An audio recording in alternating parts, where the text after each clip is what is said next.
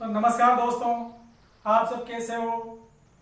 मैं तो अभी ड्यूटी से आया हूँ और ड्यूटी से आते मैंने सोचा एक क्लास तो ले लेते हैं। यानी तो कि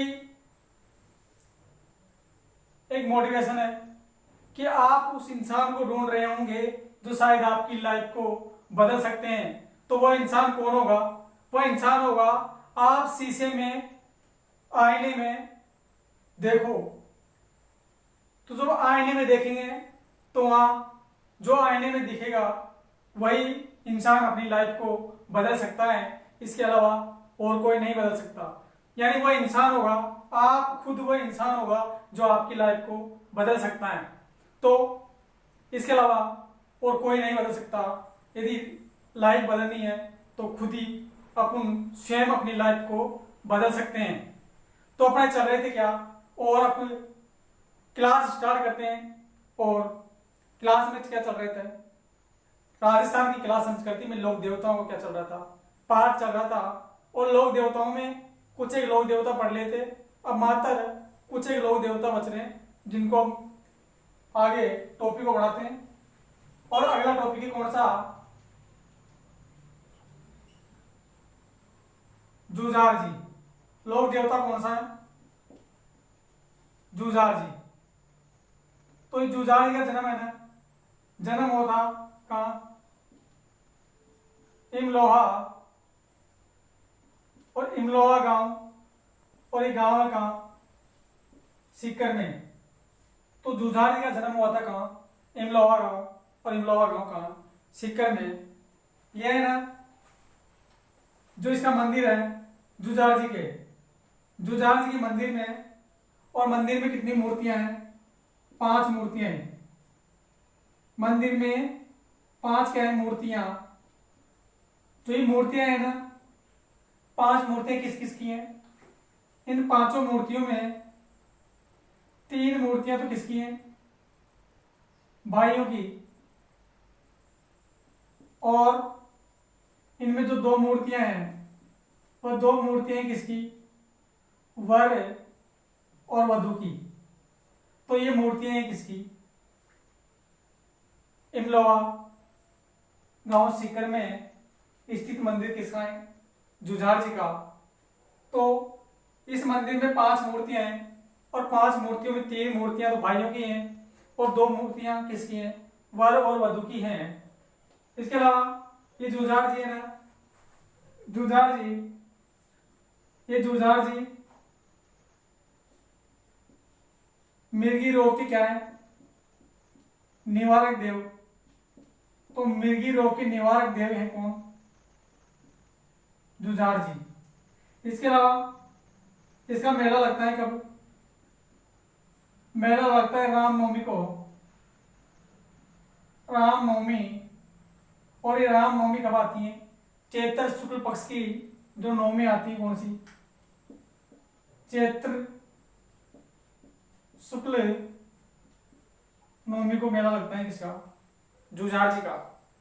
इसके अलावा अगला लोक देवता, और अगला लोक देवता है कौन सा?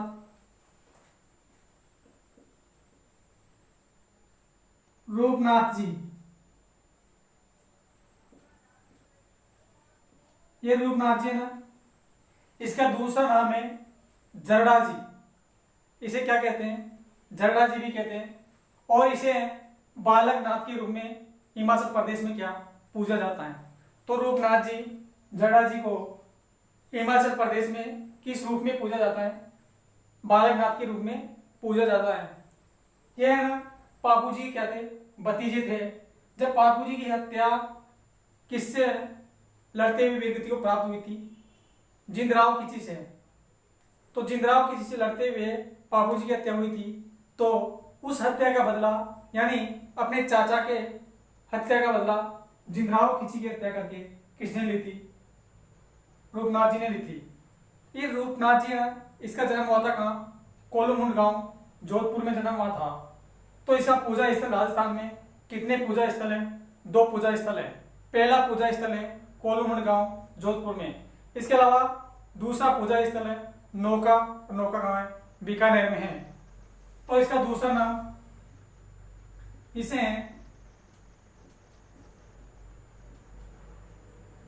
जठराजी भी कहते हैं। क्या कहते हैं? जठराजी भी कहते हैं। ये पापू जी की क्या थे? पापू जी के भतीजे थे। और इसका जन्म की बात करें तो कहाँ हुआ था? कोलूमंड। और कोलूमंड कहाँ है? जोधपुर में है। इसके अलावा ये पापू जी ने, जब पापू जी की हत्या किसने की थी? जिंदराव किसी ने की थी। तो इसके भतीजे कौन था पापू जी का? रूपनाथ जी। इस रूपनाथ जी ने जिंदराव किसी की क्या की? हत्या की, और अपने चाचा पापू जी की हत्या क्या लिया? बदला। इसने जिंदराव खींची की क्या की? हत्या कर पापू जी की हत्या का क्या लिया? बदला लिया।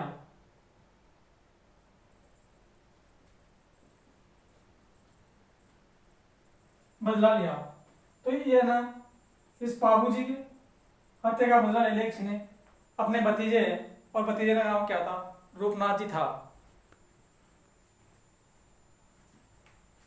ये रूपनाथ जी है ना, इस रूपनाथ जी को हिमाचल प्रदेश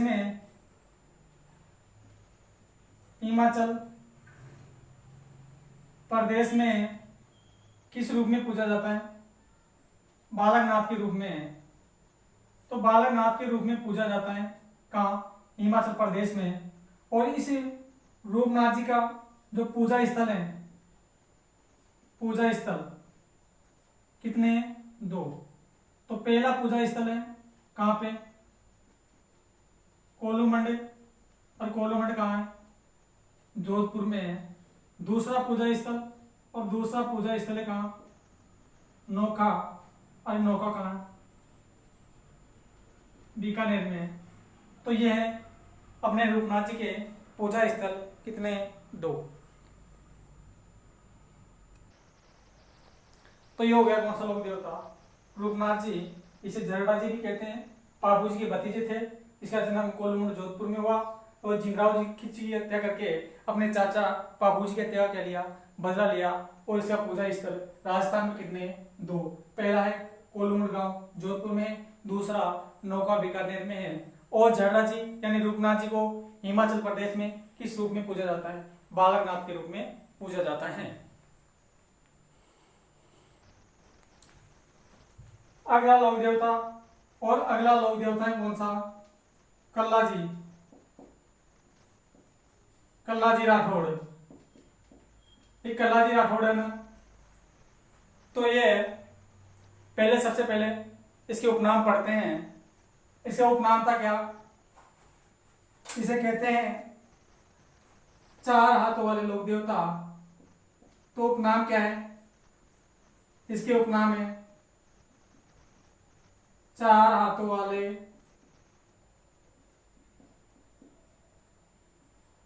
देवता।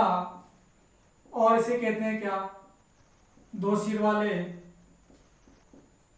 देवता। और इसे कहते हैं क्या? कल्याण। और इसे कहते हैं क्या? कहर। इसके अलावा इसे कहते हैं क्या? कणधम। तो 4 हाथों वाले लोक देवता, 2 सिर वाले लोक देवता, ये सारी चीजें पढ़ेंगी। क्यों कहते हैं वो आगे समझ में आएगा भी। और इसे कहते हैं कल्याण, केर, कणदम। इसके अलावा इसे कहते हैं क्या? केसर व अफीम का स्वामी। केसर व अफीम का स्वामी कहते हैं किसे? कल्ला जी को। और इसके अलावा इसे कहते हैं क्या? चतुर्भुज। क्या कहते हैं? चतुर्भुज। तो यह उपनाम है किसके? कल्ला जी राठौड़ के है। इसके अलावा इसे कहते हैं बाल ब्रह्मचारी। और इसे कहते हैं क्या? भावी छत्री। तो ये उपनाम हो गए किसके? कलाजी राठौड़ के कि 4 हाथों वाले लोक देवता, 2 सिर वाले लोक देवता, कल्याण जी, केहर जी, कर्णधम, केसर व अफीम के लोक देवता, यानी केसर और अफीम का स्वामी कौन हो गया? कलाजी राठौड़। इसके अलावा इसे कहते हैं क्या? कर्णधम, केहर, केसर और अफीम का स्वामी, चतुर्भुज, बाल ब्रह्मचारी और भावी छत्री कहते हैं। तो ये उपनाम हो गई किसके? कलाजी राठौड़ के। ये कलाजी राठौड़ है ना, इसका जन्म हुआ था कब? जन्म हुआ था विक्रम संवत और विक्रम संवत 1601, यानी 1601 कौन सा सन है? विक्रम संवत है। और इसका सन पूछे तो सन हुआ कब? 1243 ईस्वी में। यानी विक्रम संवत में से यदि 57 घटा दिया जाए तो क्या सन प्राप्त होते हैं? तो 1543 ईस्वी में क्या इसका जन्म हुआ? कलाजी राठौड़ का। तो ये कलाजी राठौड़ का जन्म हुआ था कब? आसीवन और आसीवन माह में जो शुक्ल पक्ष की अष्टमी को जन्म हुआ था। और इस दिन वार था क्या? रविवार। रविवार को जन्म हुआ। और ये जन्म हुआ था कहाँ? सामियाना गांव। सामियाना गांव। और सामियाना गांव पड़ता है कहाँ? मेड़ता सिटी। और ये मेड़ता सिटी पड़ती है कहाँ? नागौर में। तो सामियाना गांव, मेड़ता सिटी, नागौर में आश्विन शुक्ल पक्ष की अष्टमी के दिन रविवार का वार था। और विक्रम संवत 1601 को जन्म हुआ किसका? कलाजी राठौड़ का। इसके बाद तो इसका पिता का नाम था कौन? आस सिंह। आस सिंह, कहीं जगह इसका नाम मिल सकता है। आसकरण। तो आसकरण राठौड़ जन्म हुआ। तो ये हो गया पिताजी। इसके बाद इसकी माता की बात कर लें तो माता थी कौन? श्वेत कंवर, माता हो गई। इसके बाद इसकी पत्नी थी कृष्णा दे। कौन थी? कृष्णा दे। ये कृष्णा दे है ना, ये शिवगढ़ के शासक और करसनदास की पुत्री थी। यह ना शिवगढ़ का शासक था कौन? करसनदास। तो करसनदास की पुत्री थी कौन? कृष्णा दे, जो कलाजी राठौड़ की क्या थी? पत्नी थी। इसके अलावा कलाजी राठौड़ है ना, इस कलाजी राठौड़ के गुरु, तो गुरु की बात कर लेते हैं। गुरु था योगी भैरवनाथ। तो योगी भैरवनाथ गुरु था किसका? कलाजी राठौड़ का। इसके बाद इसकी कुलदेवी थी कौन? नागनेची माता। तो नागनेची माता कुलदेवी थी किसकी? कलाजी राठौड़ की। तो ये कलाजी राठौड़ का क्या हुआ? सामान्य परिचय हुआ। अब क्या होता है कि कलाजी राठौड़ है ना, मेवाड़ के महाराणा उदय सिंह के दरबार में थे।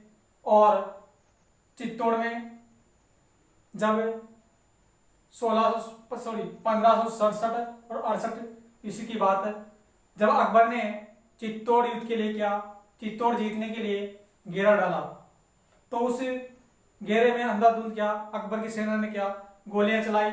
और इसका चाचा था कौन? चाचा था कौन? जयमल चाचा हो गया। इसके अलावा इसकी बुआ और बुआ जी थी कौन? मीराबाई। तो मीराबाई बुआ जी थी किसकी? कलाजी राठौड़ की।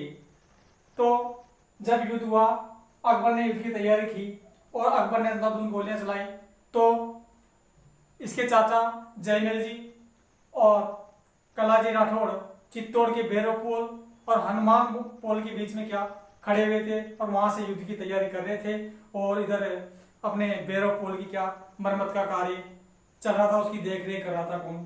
कलाजी राठौड़। और चाचा जयमल भी वहां मौजूद था।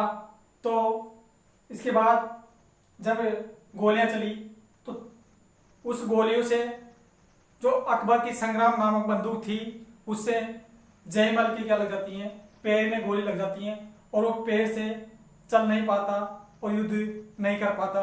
तो कल्लाजी राठौड़ ने चाचा जयमल को अपने कंधे पे बैठाया और युद्ध की शुरुआत की और युद्ध किए और तलवार चलाई किसने, जयमल ने कंधों पे बैठकर तलवार से क्या किया, युद्ध किया। तो इसलिए इसे चार हाथों वाले लोक देवता कहते हैं और कंधे पे बैठा कर उनने जो दो व्यक्तियों के रूप में काम किया दोनों ने मिलकर, इसलिए दो सिर वाले लोक देवता कहते हैं और चतुर्भुज कहते हैं। जो भील जाति के लोग होते हैं ना, जो इसका मंदिर है वो सारी चीज आगे पढ़ेंगे। तो ये हो गया इसका सामान्य परिचय। ओ पढ़, इसके अलावा जब ये उपनाम को हटा देते, एक कल्लाजी राठौड़ है ना, कल्लाजी राठौड़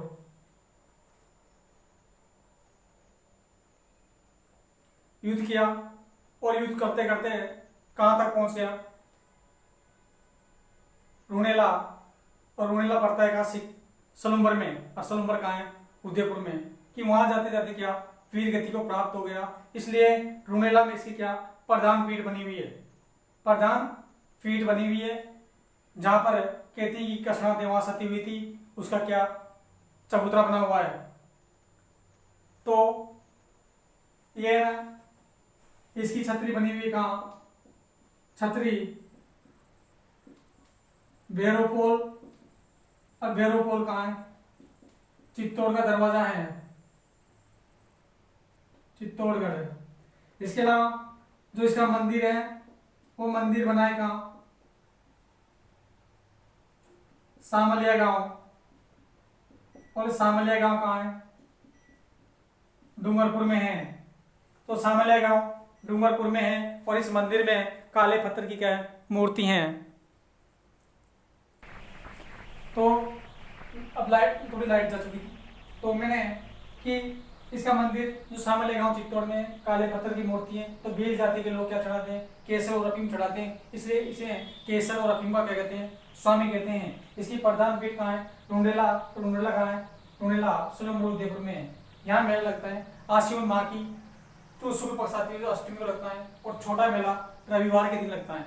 यहाँ इसकी पत्नी क्या हुई थी, सती हुई थी, पत्नी कृष्णा दे क्या हुई थी, सती हुई थी। और कल्लाजी राठौड़ भूत प्रेत और इसके अलावा बेरापन, गूंगा, पागल